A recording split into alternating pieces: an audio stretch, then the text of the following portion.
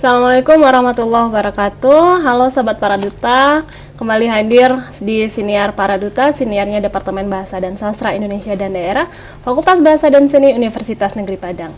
Nah, Sobat Paraduta, di episode kali ini senang sekali ya kita sudah bersama seorang narasumber yang luar biasa dan juga sudah melanglang buana di kancah internasional. Langsung saja kita sapa. Halo, selamat datang Ibu Reva Lina Tiawati, MPD PhD. Assalamualaikum, apa kabar Bu? Waalaikumsalam, sehat. Alhamdulillah. Nah, Sobat Paraduta, Bu Reva ini merupakan salah satu alumni dari program studi pendidikan bahasa dan sastra Indonesia. Beliau masuk tahun 2005 ya Bu Reva ya. Nah, Bu Reva, ini kan banyak sekali, sebenarnya banyak sekali nih Sobat Paraduta, apa nih istilahnya, rekam jejak beliau di dunia pendidikan, terutama di dunia BIPA. Namun sebelum kita ngobrol lebih jauh ke arah sana, Bu Reva, kami ingin tahu nih, apa sih alasannya Bu Reva dulu memilih program studi pendidikan bahasa dan sastra Indonesia sebagai jurusan ya, atau program studi yang ingin ditempuh ketika kuliah?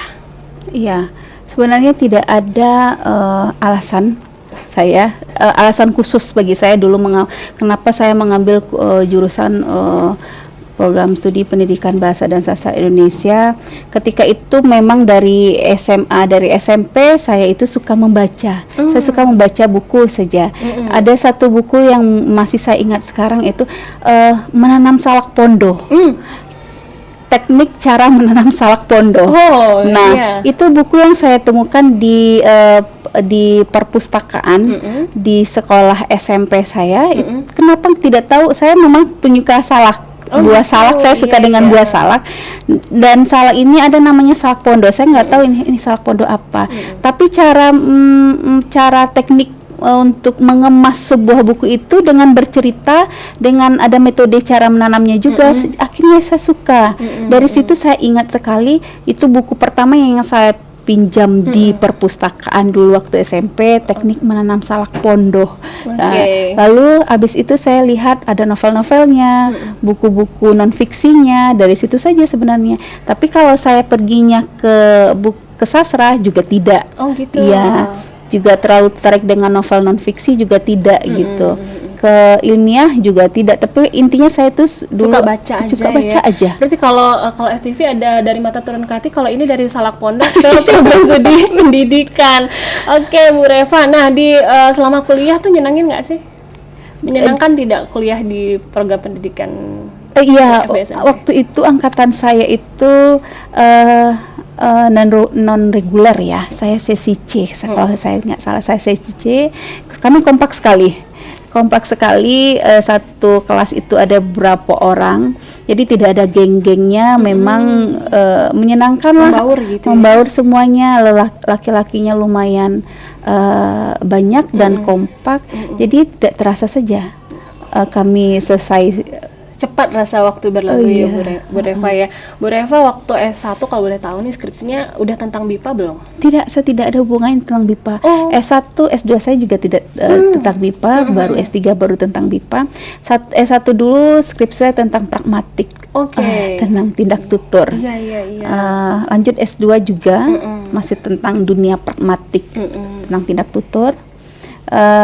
Karena sudah selesai S2, saya lulus mengikuti program program pengajar BIPA. Antara naraswan itu meminta ke UPI Bandung, ke Universitas Pendidikan Indonesia, diminta 2 orang pengajar BIPA waktu itu. Yang ikut tes ada 5 orang, kebetulan saya dapat lolos, kami berdua. Tapi dari yang berdua itu yang berangkat hanya saya sendiri. Waktu itu karena yang satu lagi yang lulus ini penempatannya waktu itu programnya di NUL, di Language Centernya belum selesai kurikulumnya. Ya, berangkatlah saya sendiri ceritanya. 1 tahun setelah itu baru ada teman saya yang datang Itu langsung di Thailand ya Bu ya? Langsung di Thailand, langsung di Pitsanuloknya, Thailand Tengah. Nah, jadi kan berarti mengambil BIPA ini suatu ketidaksengajaan Iya, mungkin. betul. Tapi kenapa pada akhirnya Bu Reva tertarik mendalami bidang BIPA khususnya di karir akademiknya? Karena sudah pengalaman tadi, ya kan, ilmu BIPA, mata kuliah BIPA saya dapatkan waktu S2. Ada beberapa 3 mata kuliah BIPA yang kami dapatkan di waktu saya mengambil studi lanjut ke UPI Bandung. Setelah itu dengan ilmu itulah saya bermodalkan tes, lulus dan mengajar di sana. Itu yang membuat saya bagusnya saya dalami, dan dosen saya di saya menyampaikan bahwa ya ini anak namanya Ibu Fismaya, Bu Yeti, nih kamu sudah alumni pertama nih yang benar-benar dari S2 yang pergi ke luar negeri baru saya, katanya. Nah, bagusnya kamu konsentrasilah ke BIPA gitu. Ya, di situ. Jadi karena istilahnya berarti udah terlanjur kecebur, Iya, mandi betul. sekalian, Mandi sekalian. Iya, langsung ke BIPA. Nah, untuk mahasiswa yang mungkin masih mengkaji atau mungkin baru mau mendalami BIPA, sebenarnya kalau untuk BIPA itu apa aja yang bisa dikaji, Bu Reva? Dari mananya nih? Point of view-nya mungkin, atau bagian apa saja sih dari BIPA yang bisa menjadi sebuah kajian, apakah mahasiswanya atau proses pembelajarannya atau materinya? Banyak Bu, banyak ini yang harus yang dapat kita teliti ya, yang menarik tentang BIPA. Semuanya menarik, mulai dari proses pembelajarannya, mulai penelitiannya, pengabdiannya, hubungan internasionalnya, hubungan kita dengan si pembelajar. Ya, tapi yang sangat menarik itu yang banyak sekali bagaimana kita menghubungkan antara bahasa dan budaya. Kebetulan memang penelitian saya tentang BIPA saat disertasi saya tentang BIPA yang dihubungkan dengan class culture-nya.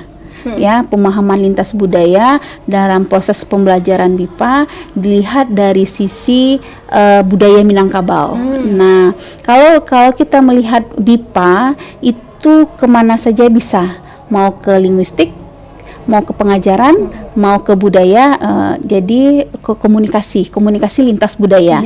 Nah, kalau kita fokuskan ke class culture understanding CCU-nya, tapi kalau dihasilkan itu bisa menjadi komunikasi lintas budaya. Ya, bagaimana bahasa Indonesia ini saya kaitkan ketika mengajarkan BIPA, kita lihat dari segi budaya Minangkabaunya. Sebenarnya itu kan kalau dikembangkan bisa dengan kita bandingkan dengan budaya yang lain, tidak hanya budaya Minangkabau saja. Nah, kalau dikembangkan bisa dengan budaya-budaya lain. Bagaimana kita mengembangkan misalnya budaya Indonesia dengan Malaysia yang katanya sama tapi itu sebenarnya jauh berbeda. Nah, dengan budaya sebenarnya kalau ada penelitian saya tertariknya dengan bahasa dengan budaya nih, Bu Ayu. Bagaimana komunikasi lintas budayanya walaupun bahasanya hampir serumpun Malaysia dengan Thailand Selatan, itu kan bahasa Melayu juga. Nah, tapi kan sekarang kita sudah berbeda, bahasa Indonesia, Malaysia, Thailand. Nah, saya sedang mengonsepkan kalau saya penelitian itu tertarik kepada bahasa dan budayanya lah. Jadi sebenarnya kalau kita mengajarkan BIPA itu bisa sekaligus mengenalkan budaya Indonesia juga ya, Bu Reva ya. Nah, kemudian selama Bu Reva di Thailand ini kan cukup lama ya, sejak 2012 ya hingga 2014 di Thailand 2 tahun. Di sana ada di Naresuan University, kemudian di Princess Chulaporn School. Pengalaman yang paling berkesan Bu Reva selama di Thailand apa? Ya, pengalaman saya ketika mengajar itu, saya pikir saya akan mengajarkan mahasiswa Thailand saja. Ternyata tidak. Ketika saya ditempatkan di KBRI, ya saya mengajar di KBRI Bangkok. Kan antara Bangkok dengan Pitsanulok itu kalau naik mobil itu lumayan jauh, 6-7 jam. Iya, jauh. Ya, kalau di pengalaman saya itu bagaimana kita mengajarkan BIPA itu di kelas homogen dan kelas heterogen, bahasanya itu yang bahasa orang Thailand semuanya dengan orang yang campur, ada orang Thailand, ada orang Filipina, Myanmar gitu kan, orang Prancis. Latar belakang bahasa, latar belakang budaya, latar belakang bahasa ibu yang berbeda dan karakteristiknya juga berbeda. Itu yang membuat saya oh ternyata belajar oh seperti ini ya. Kalau dia kendala saya seperti apa trik saya, oh ternyata seperti ini. Sebenarnya 2 tahun itu pengalamannya kurang sebenarnya, ya karena memang udah kontrak dengan orang tua ya. Dari awal tidak diizinkan pergi, tapi saya berjanji cuma 2 tahun, 2 tahun harus segera pulang. Di situ kontraknya per tahun, per tahun kontraknya bisa, tapi waktu itu saya langsung diminta 5 tahun. Kontraknya langsung minta 5 tahun di Naresuan University, tapi saya minta 2 tahun saja dulu. 2 tahun dulu saya coba kerasan apa tidak, mampu tidak kita di negeri orang yang jauh sana, adaptasi dengan bahasa, dengan makanan yang berbeda, sulit berkomunikasi. Apakah 2 tahun bisa saya jalani? Ternyata bisa. Ya itulah cukup mudah untuk adaptasi. Kalau untuk makanan bagi saya tidak ada masalah, karena saya di sana pedas, asin, asam, ya kan. Tapi kalau untuk bahasa tentu berbeda, untuk ibadah tentu susah ya. Ya berpandai-pandailah. Iya. Bu Reva, di departemen kami kan baik itu di program studi sastra maupun pendidikan, kami punya program BIPA ya Bu Reva, yang kami dengan harapan mungkin nanti mahasiswa ada yang ingin atau memiliki minat untuk menjadi pengajar BIPA ataupun juga mungkin peneliti di bidang BIPA. Nah, bagaimana caranya, misalnya ada mahasiswa yang memang berkeinginan untuk menjadi pengajar di luar negeri, pengajar BIPA, itu caranya seperti apa? Apa yang harus mereka siapkan, bekal apa yang harus mereka miliki? Iya. Itu yang saya sampaikan juga kepada mahasiswa. Kalau kalian setelah mengambil mata kuliah ini, kalau mau menjadi pengajar BIPA, ya sebenarnya dulu dari tahun 2010 itu Kemendikbud sudah mengeluarkan kebijakan bahwa mengirimkan pengajar-pengajar BIPA ke luar negeri, ya kan, mengirimkan mulai dari Timur Leste yang terdekat, ke ASEAN, Eropa, Australia, Amerika, kan. Nah, itu tuh ada program pemerintahnya, tapi karena COVID itu terhenti, setahu saya itu dan mulai lagi muncul 2 tahun terakhir. Kemarin ada kemarin ada gambar gembira sekali itu. Nah, itu artinya harus sering-sering mendengar info itu, searching ya, informasi di mana bisa dibutuhkan pengajar BIPA, harus punya link sebenarnya. Tapi kita karena kita mahasiswa sudah dibekali tentang bagaimana merancang pembelajaran BIPA, medianya, sudah mengetahui kebipaan, bagaimana mengajarkannya, apa saja strateginya, medianya, sudah punya bekal sebenarnya. Mahasiswa ini tinggal terjun praktik saja lagi, tidak ada yang sebenarnya yang dia takutkan, yang dibutuhkan ada pengalaman, keberanian. Jadi mahasiswa harus rajin-rajin juga cari informasi itu ya Bu Reva ya, kalau memang punya keinginan mau menjadi pengajar BIPA, mau kerja di luar negeri, mengenalkan bahasa dan budaya Indonesia, rajin-rajin cari informasi tentang perekrutan, karena biasanya ada perekrutan ya Bu Reva ya. Nah, kalau biasanya kalau dari Kemendikti itu Kemendikbud kemarin itu kan ada satu negara punya syarat-syaratnya.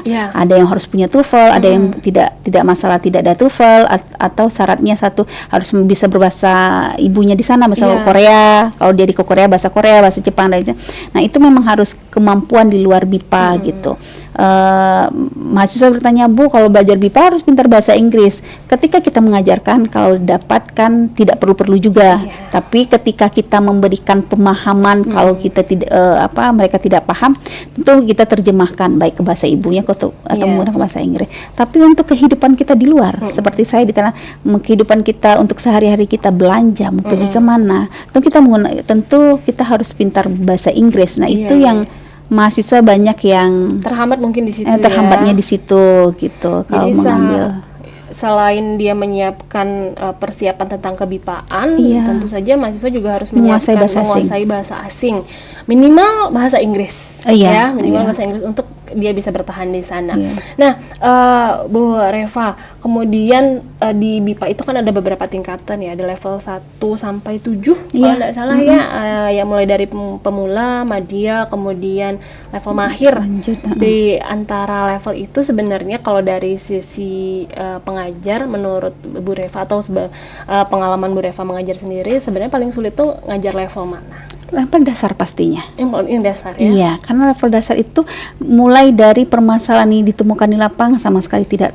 mengenal bahasa Indonesia, tidak tahu bunyinya seperti apa, bahkan tidak pernah tahu seperti tadi mahasiswa tadi, di mana sih Indonesia gitu kan, tidak tahu di Indonesia di mana, seperti apa budayanya. Nah, yang paling susah itu memang MIPA level dasar. Bagaimana kita mengajarkan bahasa Indonesia dari dasar, dari bawah, dari nol, dari bunyi huruf seperti apa, kosakatanya seperti apa, merangkai kata kalimat, interaksinya memang harus punya tenaga yang lebih gitu. Ya, apalagi kan? untuk penutur-penutur asing yang mungkin bahasanya jauh berbeda dari bahasa Indonesia, pengucapannya begitu ya, Bu? Jelas, jangan jauh sekali Thailand itu aja kan. Dengan huruf aksaranya saja kita sudah berbeda, berbeda, pola penulisan juga berbeda, semuanya berbeda. Tapi karena mereka yang memilih mata kuliah waktu itu dengan saya mata kuliah minor itu adalah mereka yang minat sekali dengan bahasa Indonesia. Yang banyak itu misalnya seperti ambil jurusan politik, mahasiswa jurusan politik, jurusan sejarah, jurusan bahasa Mandarin yang memang bahasa Mandarin, bahasa Inggris. Nah, jadi maksudnya yang lingkaran-lingkaran yang berhubungan dengan budaya, yang benar-benar berhubungan dengan bahasa. Kalau anak-anak yang ambil jurusan bahasa Inggris atau bahasa Mandarin, biasanya cepat menangkap tentang bahasa Indonesia. Cepat menguasai bahasa Indonesianya. Ini memang kemampuan verbal mereka. Iya, karena ilmu bahasa linguistiknya memang mereka udah punya kan. Nah, daripada mahasiswa yang saya politik gitu. tadi, sejarah tadi, BIPA apa nama fisika tadi, cenderung lebih sulit ya. Oke, Bu Reva, teman-teman, kita udah banyak nih ngobrol dengan Bu Reva. Mungkin terakhir, apa sih pesan Bu Reva untuk mahasiswa yang ingin menggeluti bidang BIPA atau juga ingin menjadi pengajar BIPA? Boleh disampaikan, Bu Reva?